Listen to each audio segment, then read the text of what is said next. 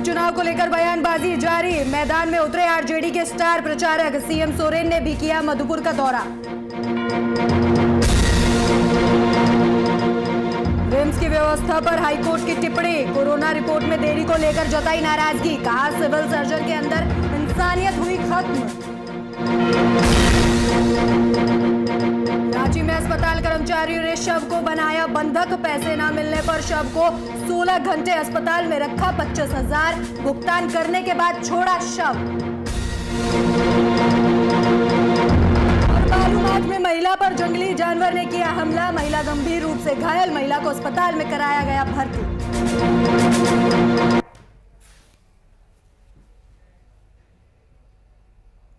नमस्कार, आप देख रहे हैं वीआईपी न्यूज और मैं हूं आपके साथ राखी लांबा। तो मधुपुर उपचुनाव को लेकर हेमंत सोरेन आज झारखंड के सीएम है जो वो मधुपुर उपचुनाव को लेकर देवघर पहुंचे, जहां उन्होंने जनसभा को भी संबोधित किया। तो इस दौरान सोरेन ने सभा को संबोधित करते हुए कहा कि बाहर से कोई शिकारी लोग शिकार करने आए हैं, परंतु उनको ये नहीं पता है कि वे सब खाली हाथ बेरंग लौटेंगे। खैर, लोकतंत्र का पर्व है, किसी को मना नहीं किया जा सकता, लेकिन अब जनता को किसी प्रकार का लोभ देकर वोट नहीं ले पाएंगे। वहीं उन्होंने कहा कि ये नौजवानों की पार्टी है और सभी समुदायों की पार्टी है। उन्होंने कहा कि बीजेपी के बड़े लोगों की पार्टी बनकर रह गई है। बोलते थे महंगाई कम कर देंगे, लेकिन आज महंगाई अपने चरम पर है।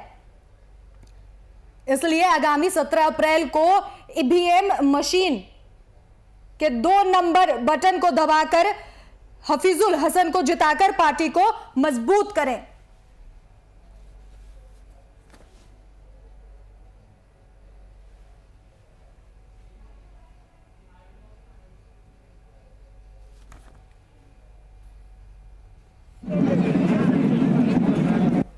विधायक नहीं खरीद कर सकते हैं तो सांसद खरीदने का काम करते हैं और इन प्रकार राज्य और केंद्र की गद्दी में बैठे रहने का प्रयास करते। लेकिन 2019 में झारखंड की जनता ने ऐसे मुंह तोड़ जवाब इन लोगों को दिया है कि आज 19 सालों में सबसे मजबूत सरकार इस राज्य में खड़ी है। मधुपुर उपचुनाव जैसे जैसे नजदीक आ रहे हैं, राजनीति अपना रूप दिखाना शुरू कर दिया है और बयानबाजी का दौर भी अब शुरू हो गया है। एक और आरजेडी ने अपने स्टार प्रचारकों को मैदान में उतार दिया है और तमाम सत्ताधारी पार्टी के लोग ये दावा कर रहे हैं कि मधुपुर में गठबंधन सरकार की जीत होगी और चुनाव प्रचार लगातार हो रहा है। वहीं दूसरी ओर बीजेपी के प्रदेश प्रवक्ता मंत्री सत्यानंद भोक्ता पर सवाल उठाते हुए उन्होंने कहा कि जिस पार्टी का कोई अस्तित्व नहीं है वो बस दावे कर रहे हैं और झूठी बयानबाजी कर रहे हैं। वो मधुपुर तो जाएंगे लेकिन प्रचार प्रसार नहीं होगा, बस सर्किट हाउस में आराम होगा। देखिए, वो क्षेत्र जाने से पहले जब ऐसी बातें कर रहे हैं तो आप समझ सकते हैं कि सिर्फ माहौल बनाने के लिए मंत्री जी डींगे हाँक रहे हैं। क्षेत्र जाने के बाद 4-5 दिन दौरा करने के बाद अगर कोई कहे कि माँ यहाँ स्थितियाँ हमारी अनुकूल हैं और हम जीतेंगे तो समझ में आता है, लेकिन ये हवाई नेता हैं और ये ज़बरदस्ती ऐसे ही माहौल बनाएंगे। ये संभवतः कहीं घूमेंगे भी नहीं, सर्किट हाउस में रहेंगे, वहीं से घूम के वापस आ जाएंगे और कहेंगे हमने प्रचार किया। तो ऐसे नेताओं की कमी नहीं झाड़। मधुपुर में बीजेपी का झंडा हटाया जा रहा है, जिसको लेकर बीजेपी के 3 सदस्यीय प्रतिनिधिमंडल ने राज्य के मुख्य चुनाव पदाधिकारी से मुलाकात कर ज्ञापन सौंपा। ज्ञापन में लिखा है कि मधुपुर उपचुनाव में जिला प्रशासन के सर्वोच्च पदाधिकारी से लेकर निचले कर्मचारी पूरे विधानसभा क्षेत्र से बीजेपी का झंडा बैनर जबरन हटाने का काम कर रहे हैं। वहीं बीजेपी प्रतिनिधिमंडल ने यह मांग की है कि जबरन झंडा उतारने में जिस अधिकारी या कर्मचारी की संलिप्तता पाई जाए उन्हें जल्द से जल्द चुनाव कार्य से मुक्त कर निष्पक्ष चुनाव सुनिश्चित किया जाए। और वहीं इस मामले पर कांग्रेस ने बीजेपी पर पलटवार किया है और कहा कि बीजेपी गलत बयानबाजी कर रही है और सिर्फ राजनीतिक रोटियां सेकना चाहती है।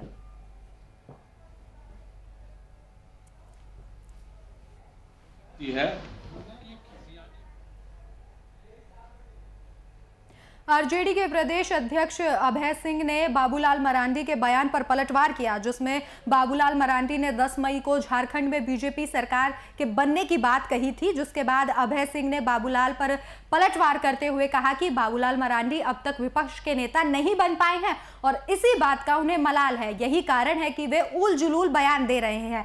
पहले वो विपक्ष के नेता बन जाए, यही उनके लिए सबसे बड़ी बात होगी। देखिए, बाबूलाल मरांडी जी झारखंड के प्रथम मुख्यमंत्री रहे और उनके ऊपर ऐसे नेता आरोप लगा रहे हैं जिनका झारखंड में कोई वजूद ही नहीं है। तो कम से कम उन नेताओं को यह सोचना चाहिए कि हम लोग किन नेता के बारे में बात कर रहे हैं जो झारखंड के प्रथम मुख्यमंत्री रहे हैं। उनके बारे में कुछ भी टिप्पणी करने से पहले उनको 100 बार सोच विचार कर कोई टिप्पणी करनी चाहिए। विपक्ष के नेता नहीं बने हैं तो वो तिल मिलाए हुए हैं और तिल मिलाने पर लोग अलग बात करते रहता है। तो बाबूलाल जी को हम लोग पहले समझते थे कि संनिमित नेता हैं, मगर ये जो है नेता प्रतिपक्ष का दर्जा नहीं मिलने से उनको बौखलाहट है। अब बौखलाहट में तो वहीं बीजेपी 3 सदस्यीय प्रतिनिधि मंडल ने राज्य के मुख्य चुनाव पदाधिकारी से मिलकर एक ज्ञापन सौंपा। ज्ञापन में बीजेपी प्रतिनिधि मंडल ने शिकायत की है कि मधुपुर उपचुनाव में जिला प्रशासन के सर्वोच्च अधिकारी से लेकर निचले कर्मचारी पूरे विधानसभा में बीजेपी का झंडा जबरन उतरवाने का काम कर रहे हैं। वहीं बीजेपी प्रतिनिधि मंडल ने यह मांग की है कि जबरन झंडा उतारने में जो भी पदाधिकारी की संलिप्तता पाई जाए उस पर कार्यवाही की जाए।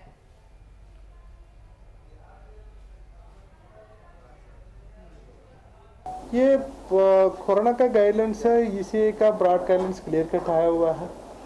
हम लोगों को सभी कितना कर्मचारी है, बूथ है, सब जहाँ पर उसका पूरा तरफ से पालन करने के लिए हम लोग निर्देश है वो कराया जा रहा है। हम लोग को ये भी सूचना प्राप्त हो रही है कुछ कार्यकर्ता पॉलिटिकल पार्टी के माध्यम से उसका शिकायत क्या वो वायलेशन किया जा रही है, वो उनका नुकसान पहुँचाएगी, उनका वोटर का भी नुकसान पहुँचाएगी। मैं अपने अनुरोध ये करता हूँ ECA का डायरेक्शन का पालन करते हुए कोरोना का प्रोटोकॉल का फॉलो करें ताकि सब सुरक्षित रह सकें। यहाँ पे मधुपुर के चुनाव के ये हमारे देवघर में जो कार्यकर्ता है और पार्टियाँ की चुनाव के तहत पार्टियाँ की बैनर और झंडे लगे हुए हैं कार्यकर्ताओं के यहाँ या जो हमारे चहेते हैं उनके यहाँ, तो ऐसे समय में सारे पार्टियाँ की झंडा और बैनर लगे हुए हैं, लेकिन प्रशासन स्पेशली एक भारतीय जनता पार्टी के ही बैनर और झंडे को उतारते हैं, तो इसका सीधे से मतलब होता है कि आप झारखंड मुक्ति मोर्चा के कार्यकर्ता के रूप में वहाँ कार्य कर रहे हैं या फिर निष्पक्ष इस ये को नहीं कर सकते हैं। लोकतंत्र की हत्या ये होती है। तो हमने ये शिकायत यहाँ पर पहुँचाया है चुनाव आयोग।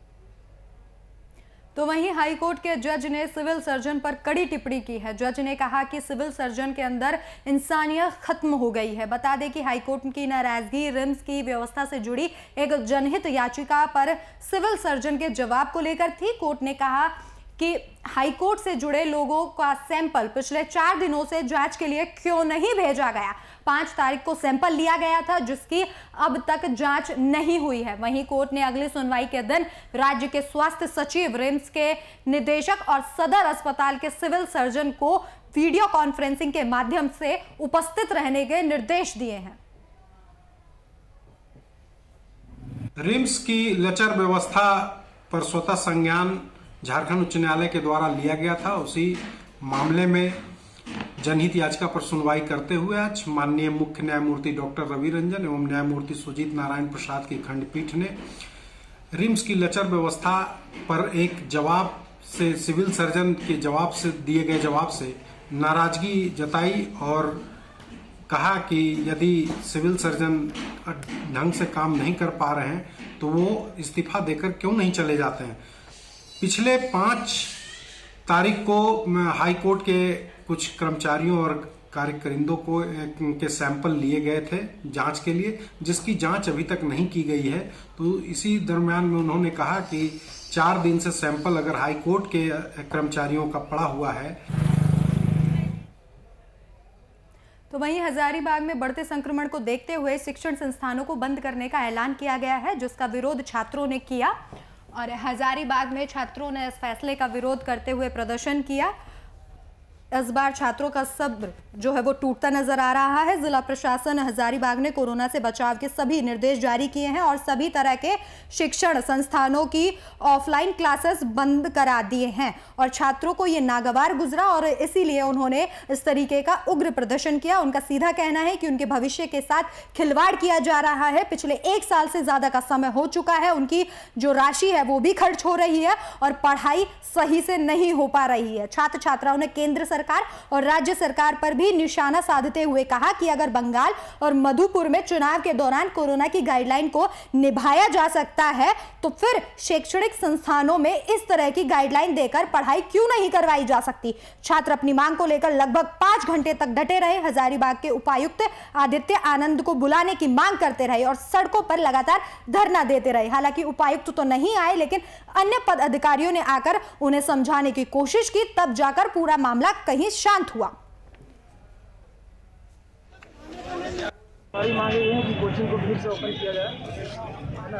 पढ़ाई में हमें दिक्कत हो रही है, एज भी चला जा रहा है और हमसे हमारी हक को छीनी जा रही है। इसलिए आप लोग रोड पर खड़े पर आए। इसलिए हम लोग शांतिपूर्वक प्रोटेस्ट कर रहे हैं और हमारे डीसी महोदय यहाँ आना नहीं चाह रहे बात करने, हमें ही बुला रहे हैं। ये ऐसे पता है ना कि कोविड का जो गाइडलाइन जारी हुआ है फिर भी आप लोग रोड पर हैं। सर हम लोग कोविड की सारी नियमों को पालन कर रहे हैं, सारे स्टूडेंट शांतिपूर्वक प्रोटेस्ट कर रहे हैं।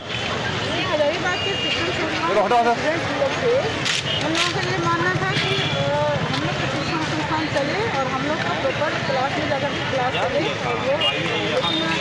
और वो अभी जो सरकार का गाइडलाइन आया हुआ है कोविड-19 को लेकर के शिक्षण संस्थान पूरी तरह से बंद रहेंगे, तो उसी के विरोध में ये लोग यहाँ पर धरना। तो वहीं झारखंड में कोरोना संक्रमण तेजी से फैल रहा है। चाहे वो आम आदमी हो या डॉक्टर या फिर कोई अधिकारी, सभी पर कोरोना का प्रकोप भारी पड़ रहा है। ऐसे में राजधानी स्थित झारखंड मंत्रालय में कोरोना विस्फोट हुआ है, जहां एक साथ करीब 49 नए कोरोना संक्रमित मिले हैं।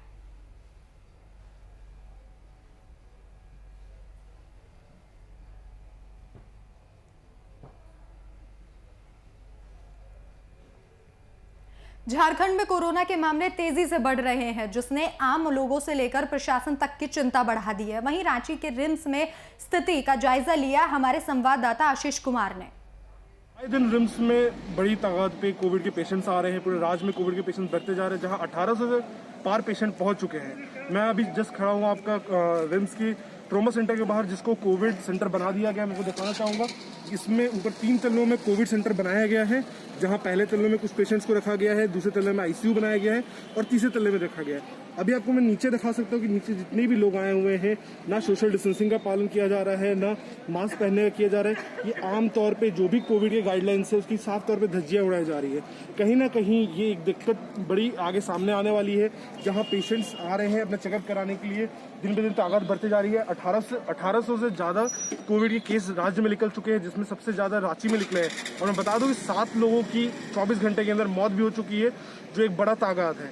तो अभी आने वाले टाइम पे भी देखना पड़ेगा कि क्या कोविड की इतने बड़े केसेस को कंट्रोल किया जा सकता है कि नहीं किया जा सकता है। और दूसरी तरफ मैं आपको बता दूं कि आज सुबह सदर अस्पताल में बताया जा रहा है कि सूत्रों का बताया जा रहा है कि 10 पेशेंट्स कोविड पॉजिटिव पाए गए हैं, जिसमें डॉक्टर भी शामिल है, जिसके दौर पे जो भी सदर अस्पताल के जितने भी मेन डिपार्टमेंट है सभी को भी सील कर दिया गया है।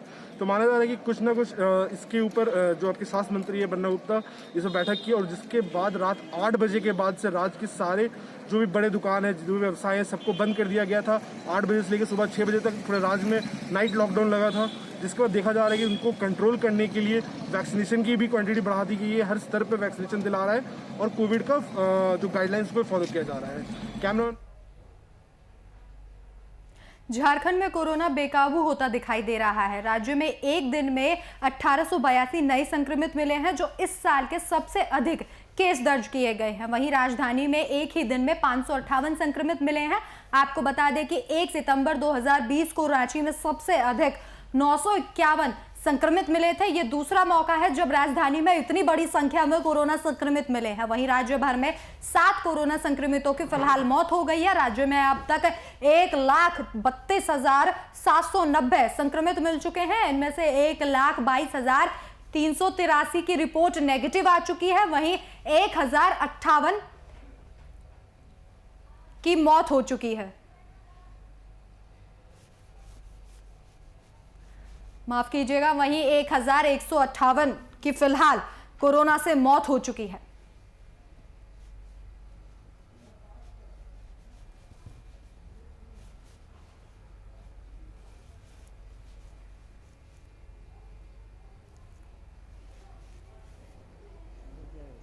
जो जनसाधारण में या पब्लिक में इस तरह की कुछ भ्रांतियाँ फैल रही हैं कि रांची शहर में ऑक्सीजन बेड्स की कमी हो गई है, मैं आप लोगों के माध्यम से सभी लोगों को ये आश्वस्त करना चाहता हूँ कि ऐसी बिल्कुल ही बात नहीं है, बिल्कुल बात निराधार है। मैं आपको ये बता दूँ कि कुछ दिन पूर्व हमारे सचिव महोदय ने एक मीटिंग रखी थी जिसमें कि डीसी महोदय, हमारे MD NRHM और बाकी लोग थे, जिसमें से कुछ दिशा निर्देश प्राप्त होता है। उसी के अंतर्गत, उसी के आलोक में DC महोदय ने और MD NRHM ने हम लोगों को ये निर्देश दिया था कि जितने जल्दी से जल्दी हो सके सदर अस्पताल में ऑक्सीजन बेड की संख्या बढ़ाई जाए। हिम्मत से कोई दिक्कत नहीं है, आगे भी सबको बोलेंगे टीका लेना चाहिए, जरूरी है। समय की पॉजिटिव देखते हुए सब काम करना चाहिए। सरकार हमारे लिए निकाला है, अपने लिए नहीं निकाला है। बहुत लोग अभी भी डर रहे हैं, लेकिन नहीं, डरना नहीं चाहिए। कोई भी चीज़ निकलता है, दवा वैक्सीन सुरक्षा के लिए निकलता है, जान मारने के लिए नहीं निकलता।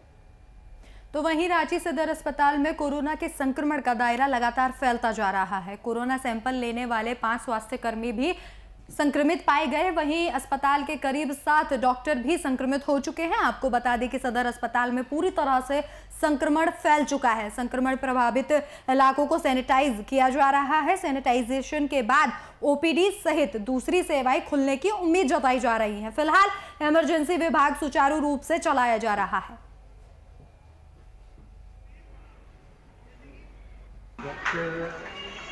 करीब 7 डॉक्टर कोरोना पॉजिटिव हो गए हैं और अभी स्टाफ में जो लोग कोरोना टेस्ट करते थे, टेस्टिंग करीब 5 मिनट में कोरोना पॉजिटिव हो गए हैं। तो आज तो टेस्टिंग तो आज एकदम आज नहीं हो रहा है, आज लोग नहीं कर रहे हैं टेस्टिंग।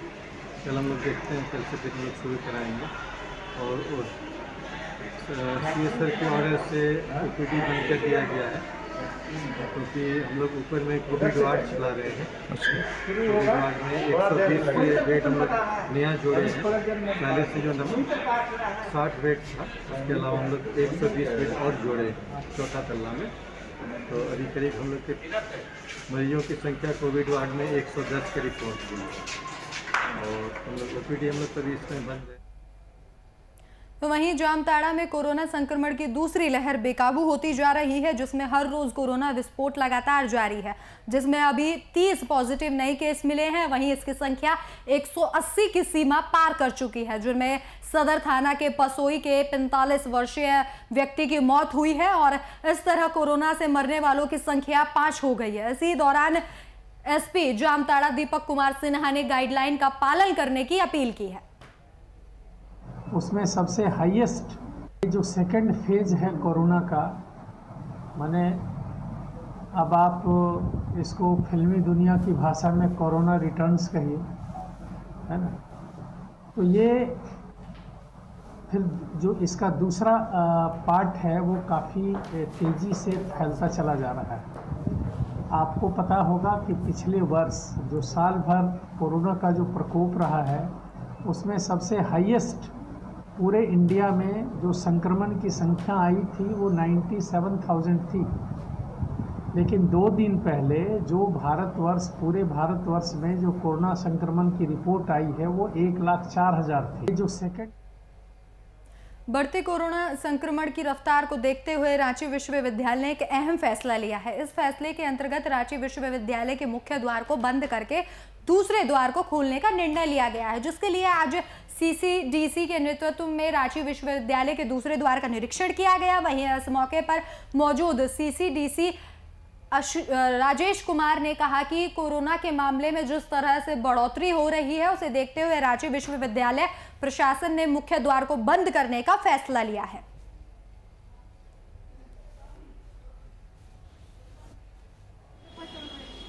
विश्वविद्यालय छात्र छात्राओं के लिए है, ना कि बाहर से आकर के लोग यहाँ पर घूमें या बैठे या आराम करें उनके लिए। तो कोविड का प्रभाव को देखते हुए उनकी सुरक्षा के लिए, छात्र छात्राओं की सुरक्षा के लिए, जो बच्चे माइग्रेशन के लिए, डिग्री के लिए, मार्कशीट के लिए यहाँ पर आते हैं या अन्य अपना एजुकेशनल पर्पज से ये पूछने इंक्वायरी करने आते हैं, उनकी सुरक्षा को लेकर के माननीय कुलपति महोदया ने ये निर्णय लिया है कि उस गेट को बंद किया जाएगा और अकारण लोग यहाँ आकर ना बैठें, भीड़ ना लगाएं। इस कोरोना के वैश्विक महामारी में उससे बचने के लिए इस गेट को खोला जा रहा है ताकि फ्लो कम हो। पूरब का जो गेट है, जो कि हमारा इसको कहा जाता है दुर्गा मंदिर बाड़ी रोड, इस रोड की तरफ से खुला करेगा और जो पश्चिम की तरफ गेट जो कचहरी रोड की तरफ है उसको हम लोग जो हैं बंद लगभग रखेंगे, क्योंकि उधर से हम लोगों ने जो विगत दिनों में अनुभव किया है कि जिनका कोई काम भी नहीं है वो भी इसमें चले आते हैं और लोग मार्केटिंग करने चले जाते हैं यहाँ पर बाज़ार में जो है। तो ये चीज़ से दिक्कत यही है कि ये कोरोना काल में बहुत ज़्यादा कैंपस में भीड़ लगाना, भीड़ होना, ये बहुत सुखद समाचार विश्वविद्यालय के लिए नहीं है। उसी के तहत हम लोगों ने एक निर्णय लिया है कि इस गेट को खोलेंगे और उसको हम लोग लगभग बंद रखेंगे जब तक कोई इमरजेंसी नहीं रहे। मान लो कोई इमरजेंसी होता है कि आकस्मिक आवश्यकता पड़ती है तब खोल सकते हैं, लेकिन ऐसे जो हमारा जो व्यवहारिक रूप से रोज़ की जो है वो हम लोग नहीं खोलेंगे। रांची के डॉक्टर श्यामा प्रसाद मुखर्जी विश्वविद्यालय का चौथा स्थापना दिवस 11 अप्रैल को मनाया जाता है, लेकिन कोविड-19 की वजह से साल 2020 में स्थापना दिवस समारोह नहीं मनाया गया था और इस साल कोरोना के दूसरे स्ट्रेन के बीच भव्य आयोजन होने वाला था। स्थापना दिवस समारोह के लिए सीएम हेमंत सोरेन को विशिष्ट अतिथि के रूप में आमंत्रित किया जा चुका था, लेकिन राजधानी में कोरोना के बढ़ते संक्रमण को देखते हुए डॉक्टर श्यामा प्रसाद में स्थापना दिवस को स्थगित कर दिया गया है।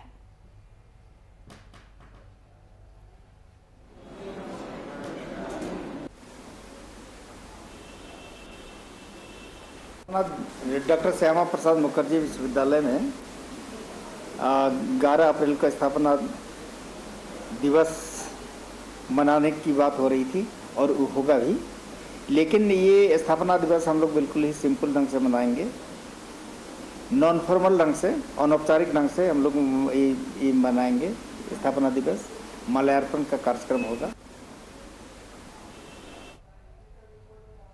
रांची विश्वविद्यालय के रजिस्ट्रार डॉक्टर मुकुंद चंद मेहता को राष्ट्रीय गौरव अवार्ड के लिए चुना गया है। उन्हें ये अवार्ड आज दिल्ली में दिया गया। आपको बता दें कि भारत गौरव सम्मान एक भारतीय जीवन भर की उपलब्धि पुरस्कार है, जो कि भारतीयों और प्रवासी भारतीयों को उनके विभिन्न क्षेत्रों में किए गए उत्कृष्ट कार्यों के लिए हर साल दिया जाता है। तो आज दिल्ली में उनको ये अवार्ड दिया गया, उन्हें सम्मानित किया गया।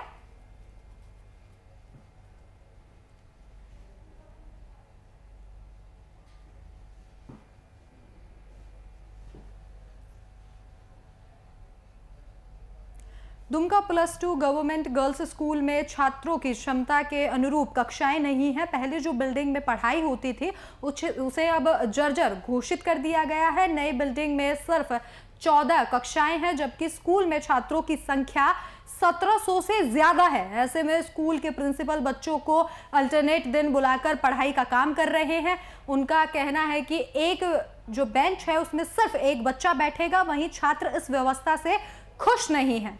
छात्रों का कहना है कि लगातार 1 साल तक पढ़ाई बाधित रहने के बाद अब वो स्कूल जाकर पढ़ाई करना चाहते हैं, लेकिन स्कूल में उनकी क्षमता के अनुरूप बेंच नहीं है।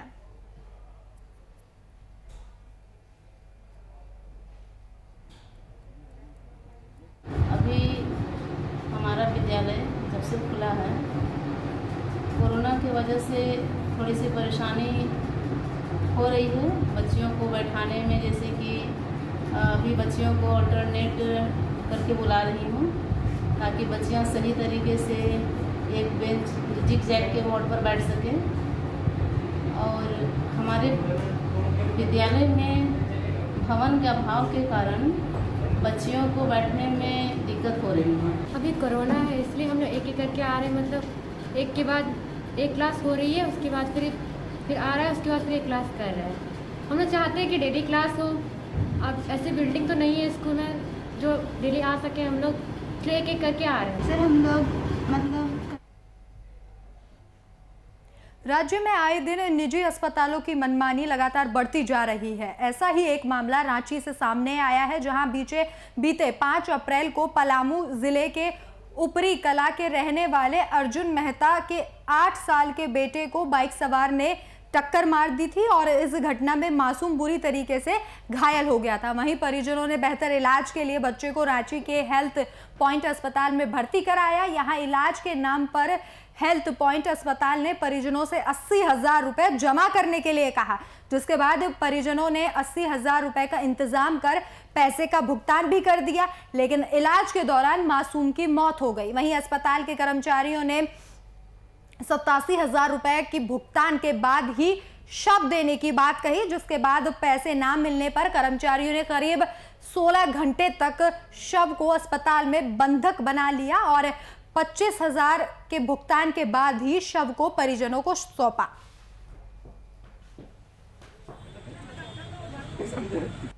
आप उनको बुलाइए, मैं अभी उनको बोला, वो मुझे मिले हैं 10 मिनट पहले आके। मैं बोला आप गाड़ी का एम्बुलेंस का इंतजाम कर लीजिए, डाल्टनगंज का डेड बॉडी है, ले जा सकते हैं, है ना। कर्नाटोमी उनका बच्चा सुबह 6 बजे एडमिट हुआ था, छत से गिरा था, उसका माथे में ब्लीडिंग हो रही थी। हमने बिना पैसा लिए उसको ऑपरेट भी किया क्योंकि कंडीशन बहुत सीरियस था, और हमने उसकी डेड बॉडी कहीं पैसे के लिए नहीं रोका है। सर पिछला 16-17 घंटा हो रहा है, पार्थिव 6 बजे पेशेंट का पार्थिव शरीर दे दिया। 6 रात भर मेरा रिसेप्शन का स्टाफ उनके अटेंडेंट को बुलाते रहा। पूछिए, अगर मेरे सामने लाकर बुला दीजिए तो मैं मान। फिलहाल इस वक्त के बुलेटिन में मेरे साथ इतना ही। देश और दुनिया की तमाम बड़ी खबरों के लिए देखते रहिए VIP न्यूज़। नमस्कार।